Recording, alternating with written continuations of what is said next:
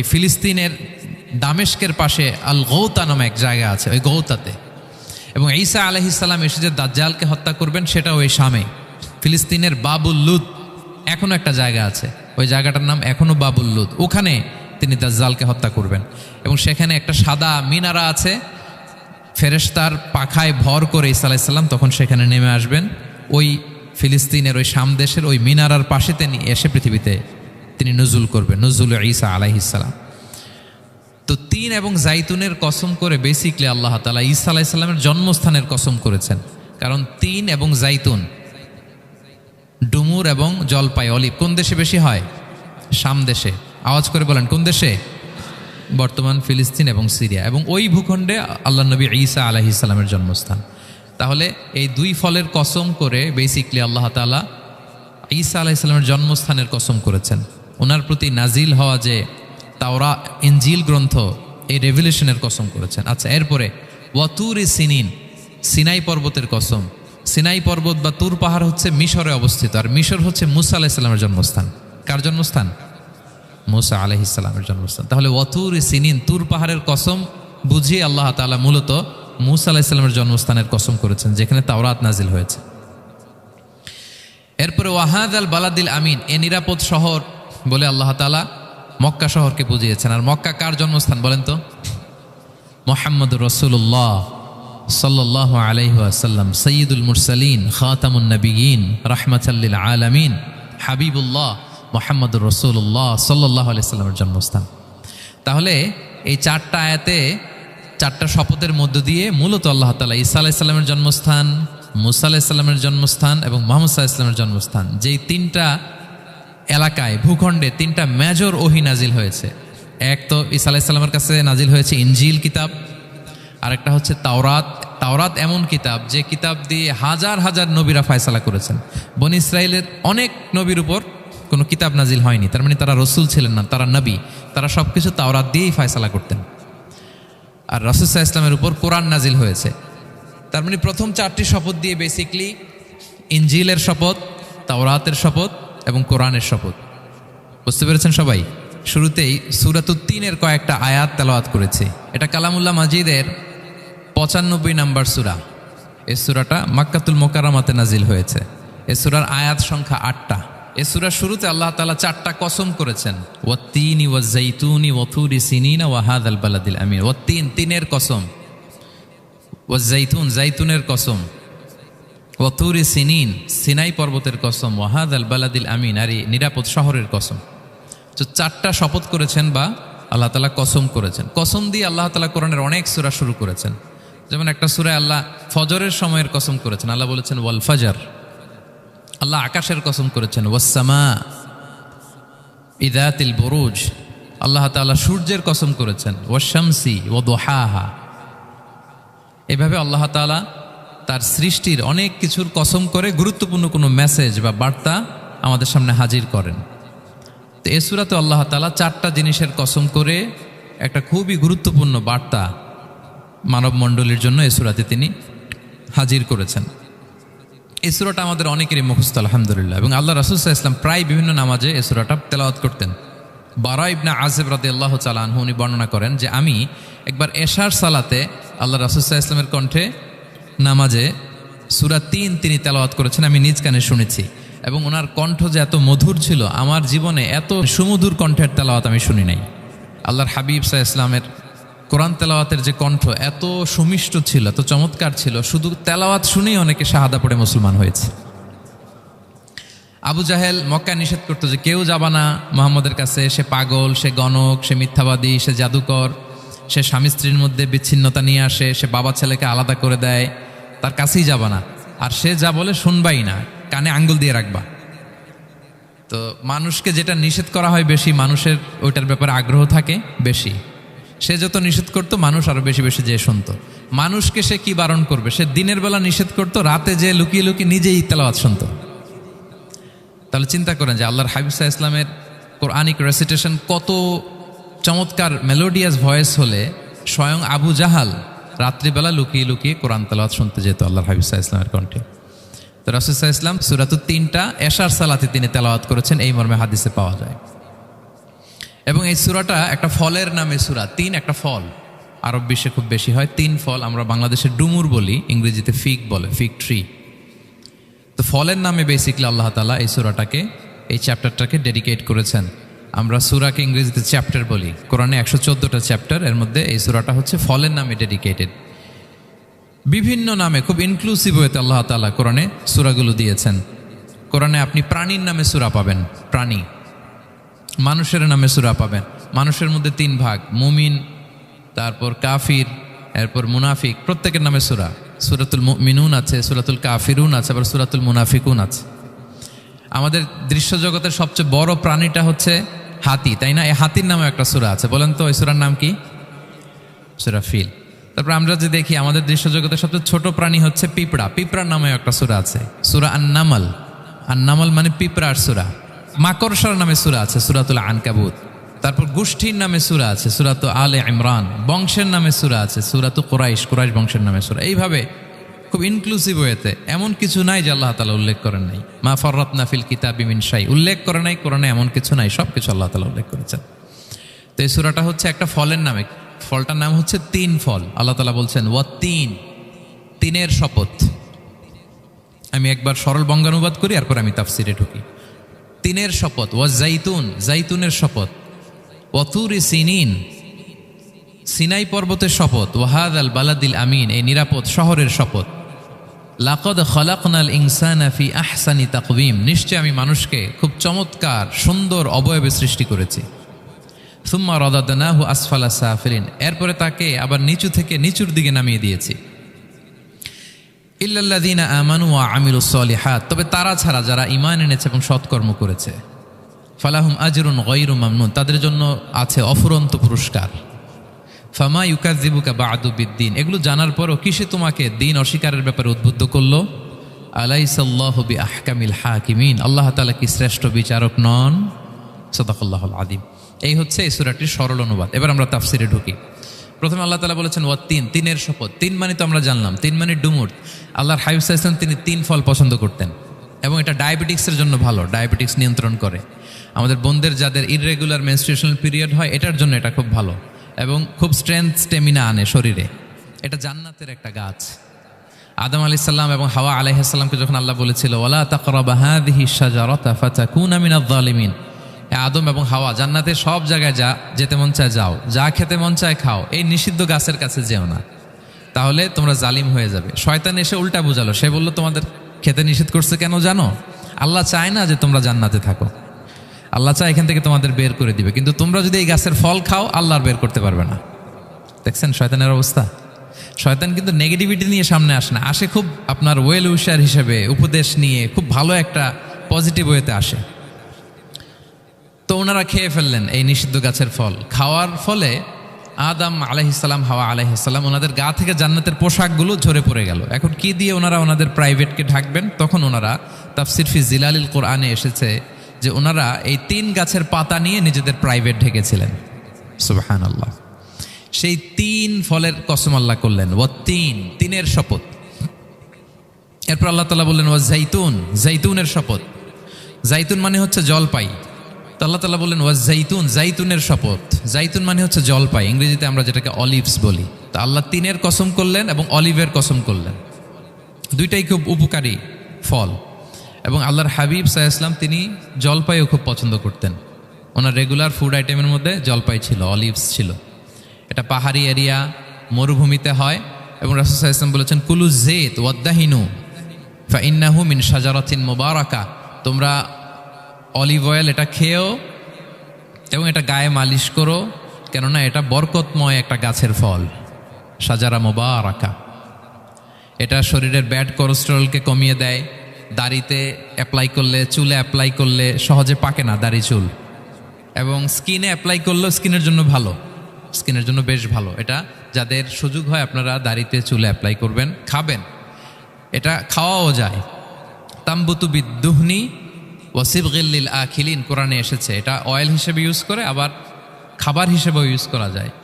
সালাদ ড্রেসিংয়ের ক্ষেত্রে কিন্তু olive oil আমরা ইউজ করি। ইদানিং পিজাতে খুব ইউজ করা হয় অলিভ, জলপাইটা।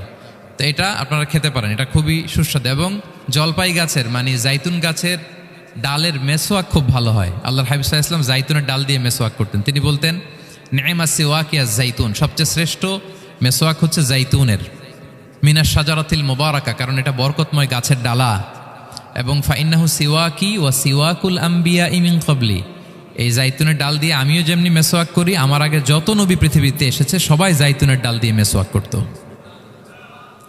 আল্লাহ বলেন ওয়াত্তিনি ওয়াজ জাইতুন, তিনের শপথ আর জাইতুনের শপথ। এরপর আল্লাহ তাআলা বললেন ওয়াতুরি সিনিন, সিনাই পর্বতের শপথ। প্রথমে দুইটা ফলের শপথ করলেন, এবার একটা পাহাড়ের শপথ করতেছেন। আপনারা কি তুর পাহাড়ের নাম শুনেছেন? হ্যাঁ, শুনেছেন। এই সিনাই পর্বত দ্বারা তুর পাহাড় উদ্দেশ্য। এটা মিশরের একটা পাহাড়, অনেক উঁচু, 2285 মিটার উঁচু। ওইটার নিচে আছে মুকাদ্দাসে তুয়া, যেখানে মুসা আলাইহিস সালামকে আল্লাহ তাআলা জুতা খুলতে বলেছিলেন, ফাখলা না আলাইকা ইন্নাকা বিল ওয়াদিল মুকাদ্দাসি তুয়া, হে মুসা তুমি পবিত্র উপত্যকায় এসেছো, জুতা খুলো। তো ওখানে সব ধর্মের লোকেরা যায়, সব ধর্মের লোকদের জন্য তীর্থস্থান, মুসলিম, জুইশ, খ্রিস্টিয়ান সবাই যায়। এটা সিনাই একটা এলাকা আছে মিশরের, north south Sinai, north Sinai, এটা সাউথ সিনাইতে অবস্থিত। তো নিচে একটা খ্রিস্টানদের প্রাচীন গির্জা আছে, সেন্ট ক্যাথেরিনা গির্জা, সেখান থেকে চলতে চলতে আপনাকে উপরে যেতে হবে। ফজরের পরে আবার চলে আসতে হবে, তা না হলে দুপুরবেলায় 10টা-11টার দিকে এমন সূর্যের প্রখর তাপ ওই পাথরের মধ্যে লাগে, ওখানে আর থাকা যায় না। একেবারে তুর পাহাড়ের উপরে সেখানে খ্রিস্টানদের জন্য ছোট্ট একটা সেনাগোগ আছে, তারা প্রার্থনা করে। খ্রিস্টানদের একটা চার্চ আছে, মুসলিমদের জন্য ছোট্ট একটা মুসল্লা আছে সুরাওয়ের মতো। আল্লাহ ওই সিনাই উপত্যকার কসম করেছেন, ওয়াতুরি সিনিন, সিনাই উপত্যকার কসম। এখানেই আল্লাহ তাআলা মুসা আলাইহিস সালামকে তাওরাত দিয়েছিলেন, মেজর একটা আসমানি কিতাব দিয়েছিলেন, এবং সরাসরি মুসা আলাইহিস সালাম এই পাহাড়ের চূড়ায় বসে আল্লাহ তাআলার সাথে কথা বলতেন। ওয়াকাল্লামাল্লাহু মুসা তাকলিমা, উনি সরাসরি কথা বলতেন, এটা ওনার একটা স্পেশাল বৈশিষ্ট্য ছিল, ক্যারেক্টারিস্টিক্স। এবং আল্লাহ তাআলা নূরের তাজাল্লি দিয়ে এই পাহাড়কে একবার জ্বালিয়ে দিয়েছিলেন। আজও এই পাহাড়ের রংটা অনেকটা একটু লালচে, একটু কালোচে, একটু রেডিশ কালারের। এবং মুসা আলাইহিস সালাম এই নূরের তাজাল্লির ঝলকে তিনি বেহুশ হয়ে গিয়েছিলেন এই পাহাড়ের উপরে। ইয়াজুজ মাহাজুজ যখন কিয়ামতের আগে আগমন করবে, তখন মুসলমানদের সেন্টার হবে, ঈসা আলাইহিস সালাম মুসলমানদেরকে নিয়ে ওইখানে অবস্থান করবেন, এই তুর পাহাড়ের ওখানে। এবং আল্লাহর হাবিব সাল্লাল্লাহু আলাইহি ওয়াসাল্লামের মেরাজের রাতে ইসরার সময় একটা স্টেশন ছিল এই তুর পাহাড়। জিবরাইল আলাইহিস সালাম এই তুর পাহাড়ে আল্লাহর হাবিব সাল্লাল্লাহু আলাইহি ওয়াসাল্লামকে নামিয়ে বলেছিলেন যে এটা জাবাল মুসা, আপনার ভাই মুসার পাহাড়, আপনি এখানে 2 রাকাত নামাজ পড়েন, দোয়া করেন। আল্লাহর হাবিব সাল্লাল্লাহু আলাইহি ওয়াসাল্লাম এই তুর পাহাড়ে 2 রাকাত সালাত আদায় করেছিলেন এবং দোয়া করেছিলেন। আল্লাহ এই তুর পাহাড়ের কসম কাটলেন, ওয়াতুরি সিনিন, সিনাই পর্বতের কসম, যেখানে তাওরাত কিতাব নাজিল হয়েছিল। এরপর আল্লাহ তাআলা বললেন ওয়াহাদাল বালাদিল আমিন, আর এই নিরাপদ শহরের শপথ। এই শহর দ্বারা মক্কা শহর উদ্দেশ্য, কারণ রাসূল সাল্লাল্লাহু আলাইহি ওয়াসাল্লাম তখন মক্কায় ছিলেন, মক্কা নগরী। এই শহরের পূর্ব নাম ছিল বাক্কা। মক্কা নগরীকে বলা হয় উম্মুল কুরা, সব শহরের মা, সব শহরের সেন্টার, পৃথিবীর নাভিস্থল। এবং আল্লাহ তাআলা বলেছেন মান দাখালাহু কানা আমিনা, এখানে যে প্রবেশ করবে সে নিরাপদ। হেরেমের মধ্যে কিন্তু কাউকে আক্রমণ করা যায় না, কোনো খুনিও যদি ঢুকে যায় অ্যাটাক করা যাবে না। তো জাহেলি যুগে এমনটা ঘটতো, কারোর সাথে কারো শত্রুতা হলে, ধরেন যে একজন তার বাবাকে হত্যা করেছে, তো সে তাকে পেয়েছে, ওই লোক বাঁচার জন্য দৌড়াতে দৌড়াতে হেরেমের ভিতরে ঢুকে যেত, কারণ সে জানে যে হেরেমে ঢুকলে সে আমাকে মারবে না। তো পরে সে যখন হেরেম থেকে বেরোতো, আবার তার সাথে যুদ্ধ শুরু হতো। এবং এই শহরের এত মর্যাদার কারণ হচ্ছে সাইয়েদনা ইব্রাহিম আলাইহিস সালাম তিনি আল্লাহর কাছে দোয়া করেছিলেন যে রব্বি জাআল হাদা বালাদান আমিনা, হে আল্লাহ আপনি এই শহরকে নিরাপদ করেন, ওয়ারযুক আহলাহু মিনাস সামারাত, আর এই শহরের অধিবাসীদেরকে আপনি ফলমূল দিয়ে রিজিকের ব্যবস্থা করেন। এখনও দেখবেন যে সারা পৃথিবীতে যেই ফল নাই মক্কাতে ওই ফল আছে, সারা পৃথিবী থেকে ফল ওখানে যায়। এবং মক্কার নেইবরিং সিটি তায়েফ, সেখানে অনেক ফল উৎপাদিত হয়, এখানে আসে। নিরাপদ শহর বালাদান আমিনা। এবং আল্লাহর হাবিব সাল্লাল্লাহু আলাইহি ওয়াসাল্লাম বলেছেন যে এই মক্কা শহর আমার সবচাইতে প্রিয় শহর। বাধ্য হয়ে তিনি যখন হিজরত করলেন মদিনায়, সেদিন বারবার তিনি মক্কার দিকে পেছনে ফিরে ফিরে তাকান, আর কেঁদে কেঁদে তিনি বলতেছিলেন যে মাক্কাতু আহাব্বুল বিলাদ ইলাইয়া, মক্কা আমার কাছে সবচেয়ে প্রিয় নগরী। লাউলা উখরিজতু লামা খারাজতু, আমাকে যদি জোর করে বের করে দেয়া না হতো আমি কোনোদিন মক্কা ছেড়ে অন্য কোথাও যেতাম না। আল্লাহর হাবিব সাল্লাল্লাহু আলাইহি ওয়াসাল্লামের সবচেয়ে প্রিয় শহর ছিল মক্কা, এবং এটা আল্লাহর হাবিব সাল্লাল্লাহু আলাইহি ওয়াসাল্লামের জন্মস্থান, মাকান মাউলিদির রাসূল, রাসূল সাল্লাল্লাহু আলাইহি ওয়াসাল্লামের বিলাদাত হয়েছে এই শহরে। এবং এই শহরকে আল্লাহ বলেছেন মাসাবাতান লিন্নাসি ওয়া আমনা, মানুষের মিলনস্থল, কেন্দ্রস্থল, সারা পৃথিবী থেকে মানুষ ওখানে যায়। আপনি যে রমাদানে যদি মক্কায় যান, আল্লাহু আকবার, লক্ষ লক্ষ উমরা পালনকারী সেখানে ইউরোপ থেকে, আফ্রিকা থেকে, অস্ট্রেলিয়া থেকে, এশিয়া থেকে, সারা পৃথিবীর মানুষের মিলনস্থল। ওখানে গেলে আপনি দেখবেন মাসাবাতান লিন্নাসি ওয়া আমনা, নিরাপদ জায়গা এবং মানুষের মিলনস্থল। এটা এখানে এমন মসজিদ আল্লাহ রেখেছেন কাবা ঘরের চারদিকে, এটাকে বলা হয় মসজিদুল হারাম, যে মসজিদে 1 রাকাত সালাত পড়লে 1 লক্ষ রাকাতের সওয়াব হয়। আল্লাহর ঘরকে কেন্দ্র করে তাওয়াফের নির্দেশ দেওয়া হয়েছে, ওয়ালিয়া তাওয়াফু বিল বাইতিল আতিক। পৃথিবীর কোনো ঘরকে তাওয়াফ করা যায় না, কোনো ঘরকে, এই একটা মাত্র ঘর যেটাকে এর চারদিকে এরকম তাওয়াফ করা যায়। তাহলে এই পবিত্র ঘর, পবিত্র মসজিদ যেই শহরে অবস্থিত, সেই শহরের কসম আল্লাহ করেছেন। আল্লাহ বললেন ওয়াহাদাল বালাদিল আমিন, এই নিরাপদ শহরের কসম, মানে মক্কা শহরের কসম। আমরা আপাত দৃষ্টিতে আমাদের কাছে মনে হচ্ছে দুইটা ফলের কসম, একটা পাহাড়ের কসম, একটা নগরীর কসম। আসলে বেসিকলি আল্লাহ তাআলা এই 4টা শপথ দিয়ে 3 নবীর জন্মস্থান, 3 নবীর নবুয়তের কসম করেছেন। কিভাবে সেটা আমি মিলিয়ে দেই। এই যে প্রথমে যে আল্লাহ বলেছেন ওয়াত্তিনি ওয়া জাইতুন, 3 এবং জাইতুনের কসম। পৃথিবীতে সবচেয়ে বেশি 3 এবং জাইতুন কোথায় উৎপন্ন হয় জানেন? ফিলিস্তিনে। কোথায়? শাম দেশে, যেটা হাদিসের পরিভাষায় বলা হয় শাম, বর্তমান ফিলিস্তিন এবং সিরিয়া মিলে। 3 জাইতুন দিয়ে বেসিকলি আল্লাহ তাআলা ফিলিস্তিনের শপথ করেছেন, শাম দেশের শপথ, যেখানকার বেথলহামে ঈসা আলাইহিস সালাম, জেসাস ক্রাইস্ট, তিনি জন্মগ্রহণ করেছেন, ঈসা আলাইহিস সালামের জন্মস্থান। তাহলে 3 জাইতুনের শপথের মাধ্যমে মূলত আল্লাহ তাআলা ঈসা আলাইহিস সালামের জন্মস্থানের শপথ করেছেন, কারণ সেখান থেকে ওহী বিচ্ছুরিত হয়েছে, ওনার কাছে ইনজিল নাজিল হয়েছিল। এবং এই শামের মর্যাদার ব্যাপারে অনেক কথা আল্লাহর হাবিব সাল্লাল্লাহু আলাইহি ওয়াসাল্লাম তিনি বলেছেন। আল্লাহ রাসূল সাল্লাল্লাহু আলাইহি ওয়াসাল্লাম যখন মেরাজে যান, তখন মক্কা থেকে এই শাম দেশে ফিলিস্তিনের বাইতুল মাকদাসে রাসূল সাল্লাল্লাহু আলাইহি ওয়াসাল্লামকে নিয়ে যাওয়া হয়েছিল। এবং রাসূল সাল্লাল্লাহু আলাইহি ওয়াসাল্লাম প্রায় বলতেন তুবা আলি শাম, শামের জন্য বরকত, কেননা ফেরেশতারা তাদের রহমতের পাখা শাম দেশের উপর বিছিয়ে রেখেছে। এবং তিনি বলতেন ফিতনার সময় আলাইকুম বিশাম, তোমরা শামে যেও, শামে থেকো। এবং তিনি দোয়া করেছেন আল্লাহুম্মা বারিক লানা ফি শামিনা, আল্লাহ তুমি আমার শামে, শাম অঞ্চলে আল্লাহ তুমি বরকত দিও। এবং হাদিসে এসেছে এই শামই হচ্ছে আরদুল মাহশার, এখানেই হাসর হবে। শাম অঞ্চলকে বিস্তীর্ণ করে এখানেই ময়দানুল মাহশার আল্লাহ তাআলা কায়েম করবেন, হাসরের ময়দান এখানেই হবে। এবং সেখানেই হচ্ছে সানিউল কিবলাতাইন, আমাদের আগের কেবলা কিন্তু বাইতুল মাকদাসের দিকে ছিল, যেটা শামে অবস্থিত, ফিলিস্তিনে বাইতুল মুকাদ্দাস, যেই মসজিদে নামাজ পড়লে 1 রাকাতে 500 রাকাতের সওয়াব। 3টা মসজিদে সালাত পড়লে স্পেশাল ভার্চুর কথা আছে, এর বাইরে আর অন্য মসজিদের বিশেষ কোনো ফজিলত নাই, বাকি সব মসজিদ সমান। এক হচ্ছে মসজিদুল হারাম, 1 রাকাতে 1 লক্ষ রাকাত। 2 নম্বর মসজিদে নববী, 1 রাকাতে 1000 রাকাতের সওয়াব, আর একটা দুর্বল বর্ণনায় 50,000 রাকাতের সওয়াব। 3 নম্বরে এই মসজিদুল আকসা, 1 রাকাতে 500 রাকাতের সওয়াব। এই 3 মসজিদে যেন আমরা যে সালাত আদায় করতে পারি, আল্লাহ তুমি তৌফিক দান করো। 2 মসজিদে তো একেবারেই সহজ যাওয়া, মক্কা মদিনাতে। বাইতুল মাকদাসের জন্য আমরা যেতে পারি, আল্লাহ তুমি সেই পরিস্থিতি আমাদের জন্য তৈরি করে দাও। তো এই বাইতুল মাকদাসের দিকে রাসূল সাল্লাল্লাহু আলাইহি ওয়াসাল্লাম টানা 14 বছর নামাজ পড়েছেন। 14 বছর। প্রথম 13 বছর কোনো সমস্যা হয়নি মক্কায়, কারণ তখন কেবলা বাইতুল মুকাদ্দাস থাকলেও রাসূল সাল্লাল্লাহু আলাইহি ওয়াসাল্লাম সামনে রাখতেন কাবাকে, কেবলা বাইতুল মুকাদ্দাস, কিন্তু তিনি তো মক্কায় ছিলেন নবুয়তির প্রথম 13 বছর, সামনে কাবাকে রাখতেন, তারপরে টু দ্য ডাইরেকশন অফ বাইতুল মুকাদ্দাস। কিন্তু যখন মদিনায় গেলেন তখন তো আর কাবা নাই, তখন রাসূল সাল্লাল্লাহু আলাইহি ওয়াসাল্লাম কাবাকে মিস করতে আরম্ভ করলেন। আর প্রায় আল্লাহর কাছে কামনা করতেন আমার বংশের গোড়া ইব্রাহিম আলাইহিস সালামের রুট যেখানে, আমার জন্মস্থান, সেই কাবার দিকে যদি আবার কেবলাটা ফিরিয়ে দেয়া হতো। কদ নারা তাকাল্লুবা ওয়াজহিকা ফিস সামা ফালানুওয়াল্লিয়ান্নাকা কিবলাতান তারদাহা। আল্লাহ আয়াত নাযিল করলেন, নবী আপনি আকাশের দিকে তাকিয়ে কি ভাবেন আমি বুঝি, আপনি চান কেবলার জন্য আমি মক্কার দিকে ঘুরিয়ে দেই। আল্লাহ তাআলা ঘুরিয়ে দিলেন। আল্লাহ বলেন ফাওয়াল্লি ওয়াজহাকা শাতরাল মসজিদিল হারাম, এখন থেকে মসজিদুল হারামের দিকে আপনি টু দ্য ডাইরেকশন অফ কেবলা নামাজ পড়বেন। কেবলা চেঞ্জ হয়ে গেল। তো মদিনায় যে 16-17 মাস, আর মক্কায় 13 বছর, মোট 14 বছর আল্লাহর হাবিব সাল্লাল্লাহু আলাইহি ওয়াসাল্লাম এই মসজিদুল আকসার দিকেই হয়েই তিনি নামাজ পড়েছেন। এটা আমাদের আগের কেবলা ছিল। এবং শেষে কিয়ামতের আগে যে মালহামার যুদ্ধ হবে, তখন রাসূল সাল্লাল্লাহু আলাইহি ওয়াসাল্লাম বলেছেন মালহামার যুদ্ধের সময় মুসলমানদের ফুস্তাদ বা তাবু হবে, শিবির হবে এই ফিলিস্তিনের দামেস্কের পাশে আল গৌতা নামে এক জায়গা আছে, ওই গৌতাতে। এবং ঈসা আলাইহিস সালাম এসে যে দাজ্জালকে হত্যা করবেন সেটাও ওই শামে, ফিলিস্তিনের বাবুল লুদ এখনো একটা জায়গা আছে, ওই জায়গাটার নাম এখনো বাবুল লুদ, ওখানে তিনি দাজ্জালকে হত্যা করবেন। এবং সেখানে একটা সাদা মিনারা আছে, ফেরেশতার পাখায় ভর করে ঈসা আলাইহিস সালাম তখন সেখানে নেমে আসবেন। ওই ফিলিস্তিনের ওই শাম দেশের ওই মিনারার পাশে তিনি এসে পৃথিবীতে তিনি নুজুল করবেন, নুজুল ঈসা আলাইহিস সালাম। তো তিন এবং জাইতুনের কসম করে বেসিকলি আল্লাহ তাআলা ঈসা আলাইহিস সালামের জন্মস্থানের কসম করেছেন। কারণ তিন এবং জাইতুন, ডুমুর এবং জলপাই, অলিভ কোন দেশে বেশি হয়? শাম দেশে। আওয়াজ করে বলেন কোন দেশে? বর্তমান ফিলিস্তিন এবং সিরিয়া, এবং ওই ভূখণ্ডে আল্লাহ নবী ঈসা আলাইহিস সালামের জন্মস্থান।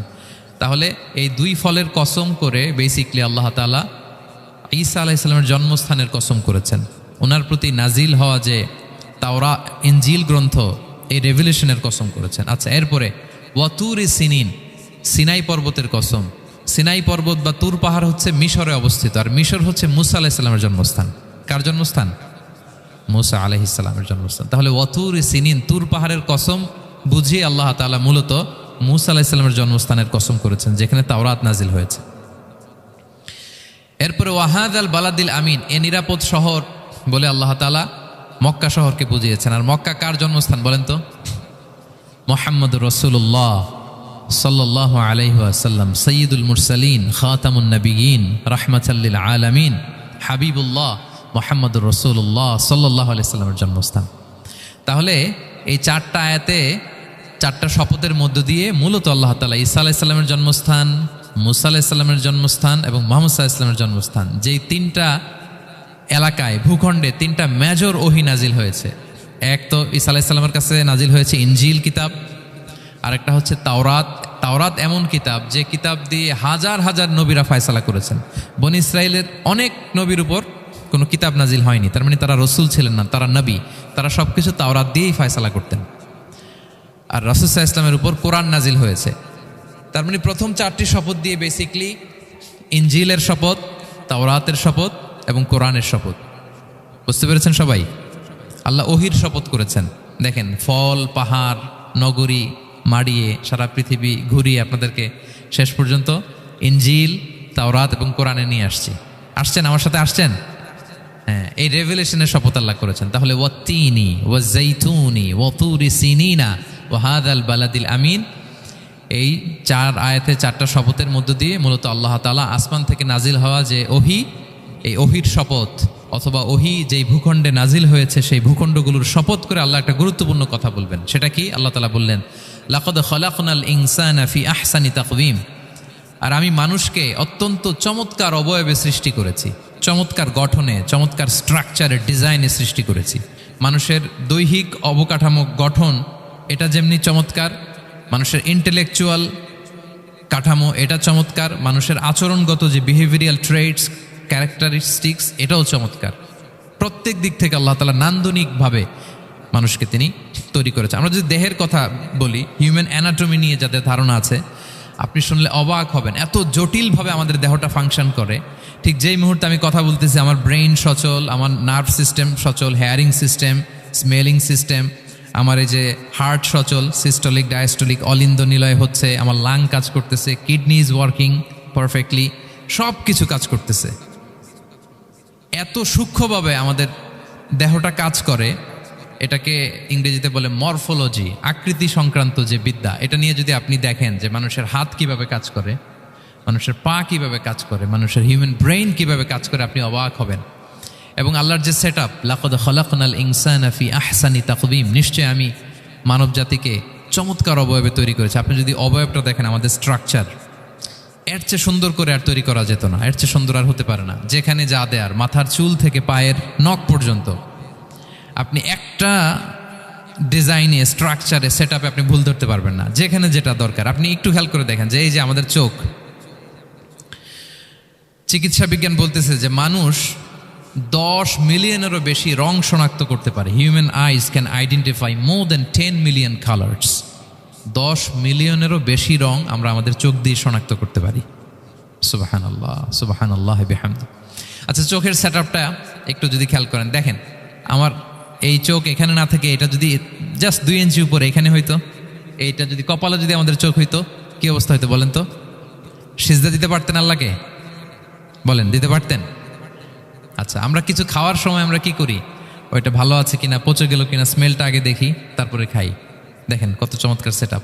একটু খেয়াল করেন, এই নাকের সেট আপ যদি এইখানে না থাকে, আমাদের নাক যদি পেছনে থাকতো, খাওয়ার সময় খাবারটা বাসি কিনা, ভালো আছে কিনা কি করতেন?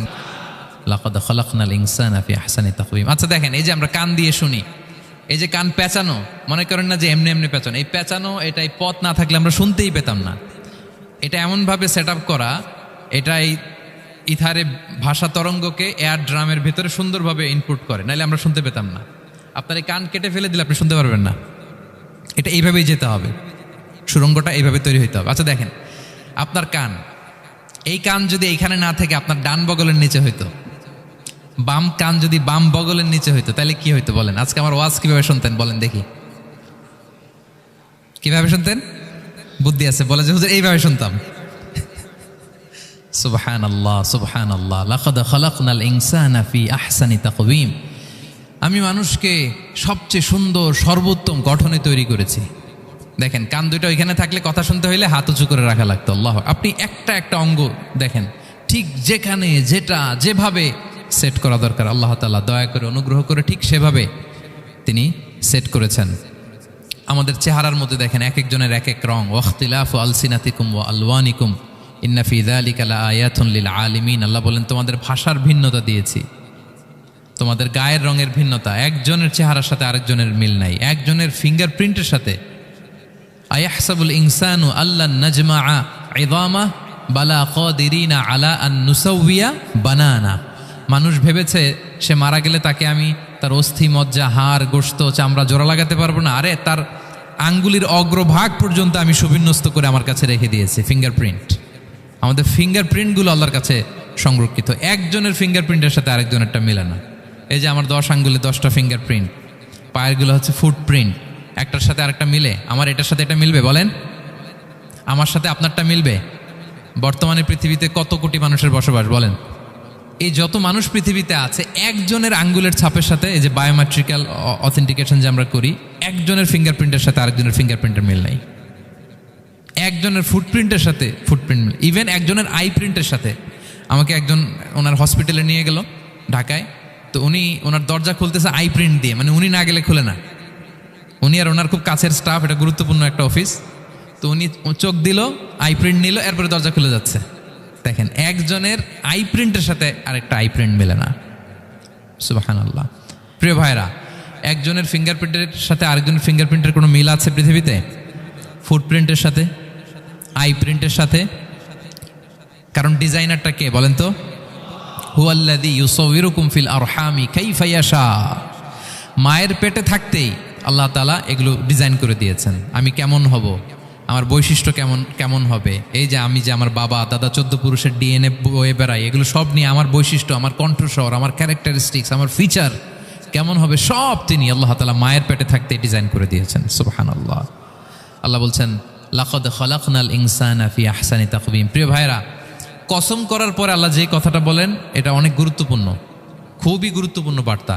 আল্লাহ চারটা কসম করে 3টা নবীর জন্মস্থানের শপথ করে তিনি বললেন লাকাদ খালাকনাল ইনসানা ফি আহসানি তাকওয়িম। নিশ্চয় আমি অত্যন্ত চমৎকার আকৃতিতে মানুষকে তৈরি করেছি। মানুষের গঠন এরকম, মাথা থেকে পা পর্যন্ত। আমি তো 2-1টার কথা বললাম, চোখ নাক কান, আপনি একটা একটা করে যদি ধরেন, আমাদের হেয়ারিং সিস্টেম কিভাবে কাজ করে, হেয়ারিং নার্ভ কিভাবে কাজ করে, আমাদের সেন্সেশন কিভাবে কাজ করে, আমাদের ব্রেন কিভাবে কাজ করে। আমাদের এক একজনের ব্রেন 1.5 কেজি ওজন, 3 পাউন্ডের মতো একটা সুস্থ মানুষের অ্যাভারেজ ব্রেনের ওজন। এই ব্রেনের মেমোরি হচ্ছে 2.5 মিলিয়ন গিগাবাইট। আপনার মোবাইলে স্পেস কত বলেন, মেমোরি কত? হ্যাঁ, 512 জিবি। আর আমার আর আপনার ব্রেইনের যে মেমোরি, এই মেমোরি হচ্ছে 2.5 মিলিয়ন গিগাবাইটস। আল্লাহ, এই যে প্রতি মুহূর্তে আমাদের নিউরন কানেক্টিভিটি হচ্ছে, ব্রেনের স্নায়ুগুলোর যত কানেক্টিভিটি হয়, যত আমরা চিন্তা করে ব্রেনকে খাটাই, নতুন নতুন জিনিস আমরা তৈরি করতে পারি। এবং এমনভাবে আল্লাহ তাআলা এমন সফিস্টিকেটেড ব্রেইন আল্লাহ মানুষকে দিয়েছে, মানুষ পারে না এমন কিছু নাই। মানুষ যা কল্পনা করতে পারে মানুষ তা করে দেখাতে পারে। এজন্য আমাদের কল্পনার জানালাটাকে বড় করতে হবে। আই রিপিট, মানুষ যা কল্পনা করতে পারে, ইমাজিন করতে পারে, সেটা মানুষ করে দেখাতে পারে। ওই ক্যাপাসিটি দিয়ে আল্লাহ তাআলা মানুষকে তৈরি করেছেন। সুবহানাল্লাহ, সুবহানাল্লাহ। লাকাদ খালাকনাল ইনসানা ফি আহসানি তাকওয়িম। এই ব্রেনকে খাটিয়ে মানুষের কত ইনভেনশন, কত ডিসকভারি, মানুষ সভ্যতার পর সভ্যতা বিনির্মাণ করেছে। চোখ ধাঁধানো মানুষের আবিষ্কার, তাক লাগিয়ে দিয়েছে গোটা বিশ্বে একটার পর একটা করে। আল্লাহ এমনভাবে মানুষকে তিনি তৈরি করেছেন। লাকাদ খালাকনাল ইনসানা ফি আহসানি তাকওয়িম। চমৎকার অবয়বে, তার দৈহিক অবয়ব যেমনি সুন্দর, তার বুদ্ধিগত, তার চিন্তাগত, তার ইন্টেলেক্ট, এটাও তেমন সুন্দর, এটাও তেমন চমৎকার। পৃথিবীর কোনো প্রাণীকে আল্লাহ তাআলা এরকম হিউম্যান ব্রেনের মতো এরকম সফিস্টিকেটেড ব্রেন দিয়ে, ইন্টেলেক্ট দিয়ে তৈরি করেনি। এজন্য সব প্রাণী থেকে মানুষ আলাদা। সব প্রাণী থেকে মানুষের চিন্তা, বিবেক, বুদ্ধি এগুলো আলাদা। তাহলে দেখেন, মানুষের শ্রেষ্ঠত্ব মূলত এগুলোর দ্বারা। মানুষ যদি তার চিন্তা, বিবেক, বুদ্ধি খাটায়, সে শ্রেষ্ঠ হয়ে যায়। আমি একটা কথা প্রায় বলি যে মানুষ যদি ভালো হয় সে ফেরেশতার চেয়েও ভালো, আর মানুষ যদি খারাপ হয় সে পশুর চেয়েও নিকৃষ্ট।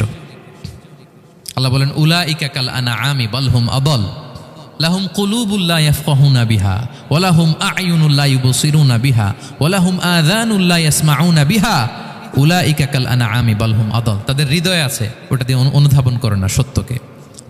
চোখ আছে, ওটা দিয়ে সে সত্যটা দেখে না। কান আছে, হকের কথা শোনে না।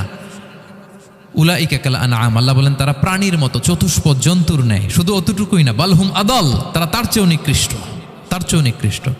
তাহলে মানুষ ভালো হলে সে ফেরেশতাকে ছাড়িয়ে যায়, আর মানুষ নিকৃষ্ট হলে সে পশুত্বকে হার মানায়। কথা বুঝতে পেরেছেন? মানে আমরা ভালো হলে সবচেয়ে ভালো, খারাপ হলে সবচেয়ে খারাপ।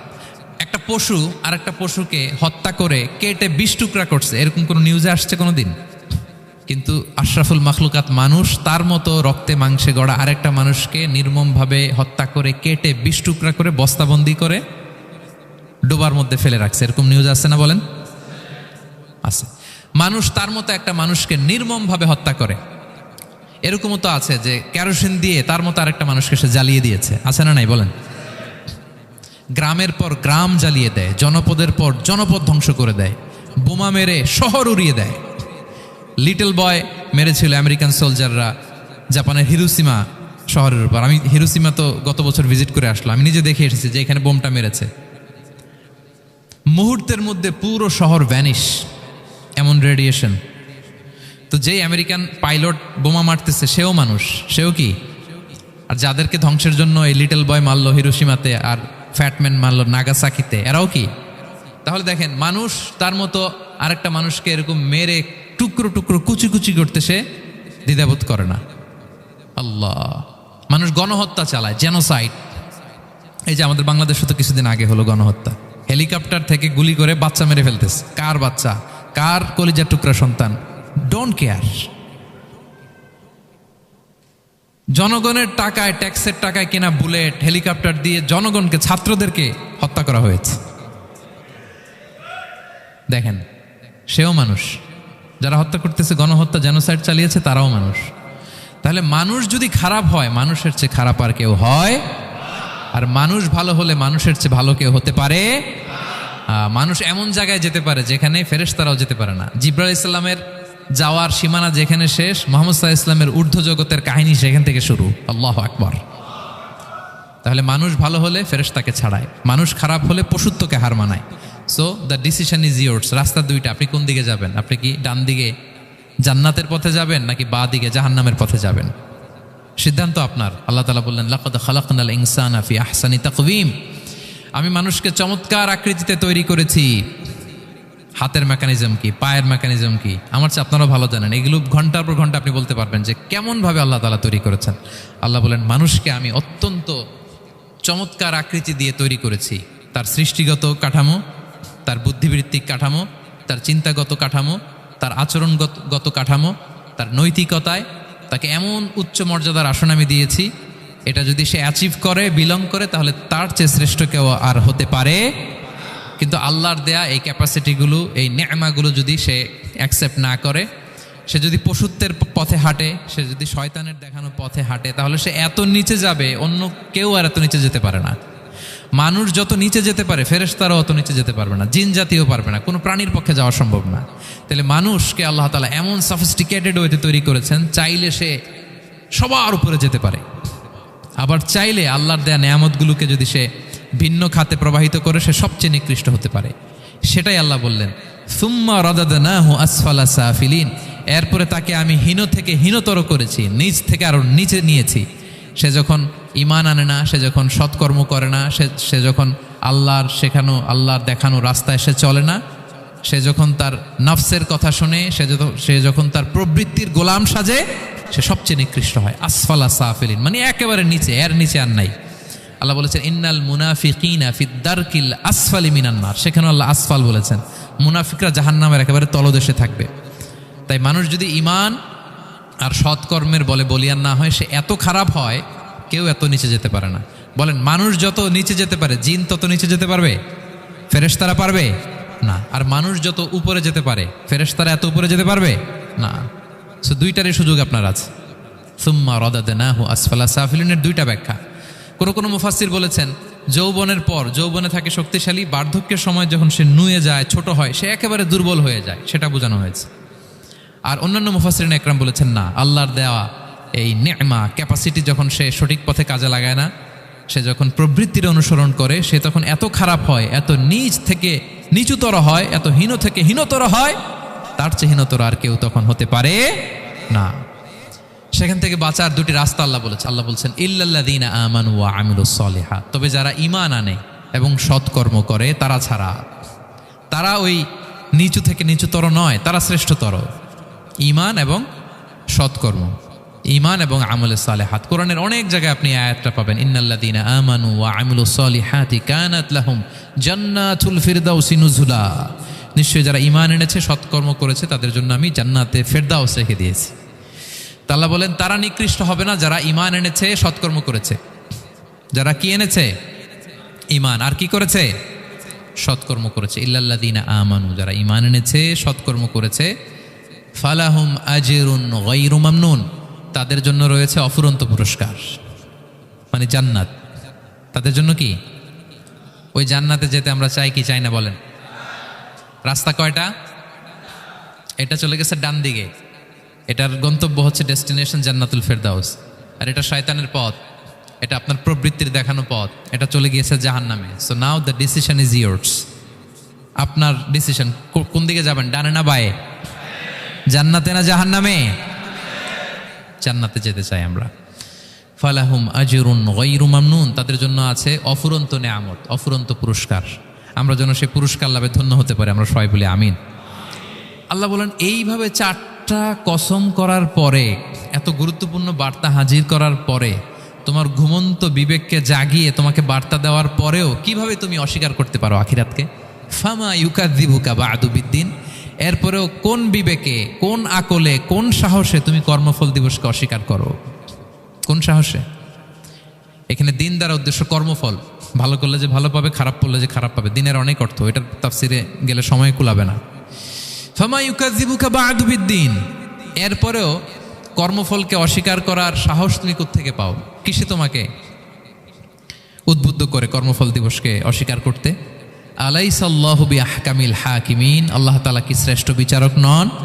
সূরা আবু দাউদে আল্লাহর হাবিব সাল্লাল্লাহু আলাইহি ওয়াসাল্লাম বলেন, কেউ যদি সূরাতুত তিন তেলাওয়াত করে, করতে করতে যদি শেষ আয়াতে চলে আসে, আর সে যখন পড়ে আলাইসাল্লাহু বিআহকামিল হাকিমিন, আল্লাহ তাআলা কি শ্রেষ্ঠতম বিচারকদের মধ্যে সর্বশ্রেষ্ঠ বিচারক জাজ নন?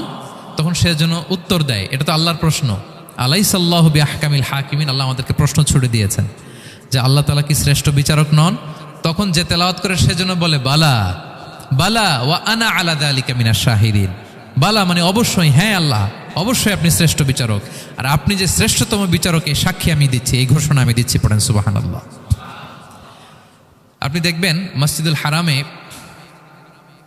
হারামুল মাক্কিতে যখন তেলাওয়াত করে ইমাম সাহেবরা, এই আয়াতের পরেই যদি রুকুতে যায় দেখবেন ফিসফিস করে বলে যে বালা বালা ওয়া আনা আলা যালিকা মিনাশ শাহিদিন। আমি নিজে শুনেছি, দেখবেন ওনার এটা পরে, কারণ আল্লাহ এখানে প্রশ্ন ছুড়ে দিয়েছেন। আর উত্তর হিসেবে বলতে হবে বালা ওয়া আনা আলা যালিকা মিনাশ শাহিদিন, আল্লাহ অবশ্যই আপনি শ্রেষ্ঠ বিচারক। আল্লাহর চাইতে শ্রেষ্ঠ বিচারক আর হতে পারে? আমরা কত লাকি যে আল্লাহর আহকামুল হাকিমিন হিসেবে বিচারক পেয়েছি। আমাদের বিচার যদি অন্য কেউ করতো, নিজেরা যদি নিজেদের, আল্লাহ যদি বলতো তোরটা বিচার তুই কর আর তোরটা তুই কর, কি অবস্থা হইতে বলেন? যার সাথে যার শত্রুতা আছে ওইখানে দেখাই দিত। কিন্তু আমরা বিচারক হিসেবে পেয়েছি কাকে? আল্লাহ কি পার্সিয়ালিটি করবে বিচারে? স্বজনপ্রীতি করবে? কারো উপর জুলুম করবে? কাউকে ঠকাবে? আল্লাহ বলেন ওয়ামা আনা বিযাল্লামিল লিল আবিদ, আমি কখনো আমার বান্দার উপর জুলুম করি না, জুলুম করি না। নাদাউল মাওয়াজিনাল কিসতা লিয়াউমিল কিয়ামা, কিয়ামতের দিন আমি মিজান নামে এমন এক ন্যায় বিচারের মানদণ্ড স্থাপন করব ফালা তুযলামু নাফসুন শাইআ, এক বিন্দু পরিমাণ কেউ মাজলুম হবে না, এক বিন্দু পরিমাণ কেউ মাজলুম হবে না। এজন্য দুনিয়াতে যদি বিচার না পান, আল্লাহর দরবার বিচারটা দিয়ে রাখেন, সেদিন বিচার হবে। আহকামুল হাকিমিন আপনারা ঠকাবে না। দুনিয়াতে বিচার পান নাই, মাজলুম হয়েছেন, মানুষ ভুল বুঝছে, কেউ আপনারে ঠিক মতো বুঝে নাই, আপনার কথাটা কাকে বলবেন? বিপদে পড়লে ক্রাইসিস মোমেন্টে কাকে শেয়ার দিবেন? না ফেসবুকে শেয়ার দিবেন?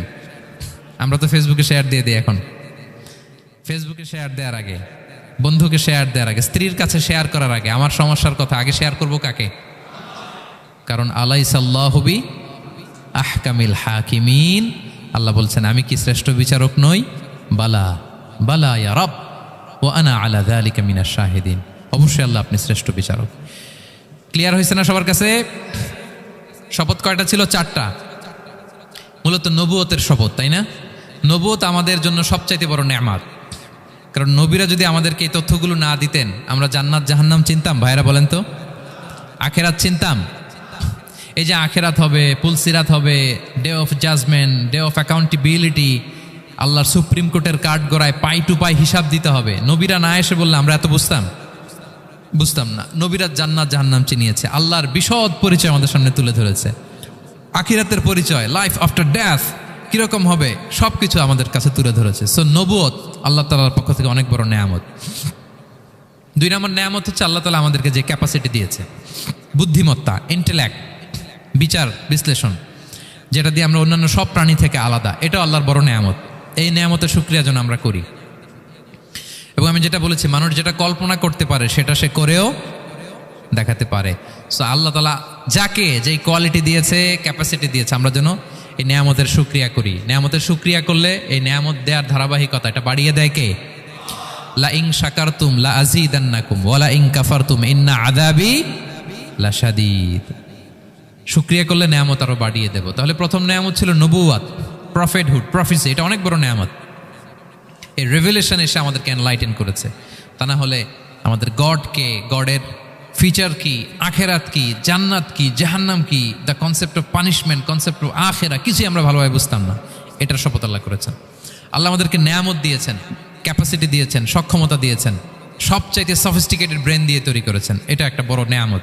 এবং রাস্তা দেখিয়ে দিয়েছেন, হয় ডানে নয় বায়ে। এবং তিনি আশ্বাস দিয়েছেন যে তোমাদেরকে সঠিক ফায়সালার মাধ্যমে বিচার করা হবে সেদিন। তাই আমাদের বিপদে আপদে সবসময় আমরা যেন ফরিয়াদ করি এক মহান সত্তার কাছে। বলুন তো আওয়াজ করে, তিনি কে? আল্লাহর কাছে যেন আমরা ফরিয়াদ করি। আল্লাহ তাআলা আমাদের সবাই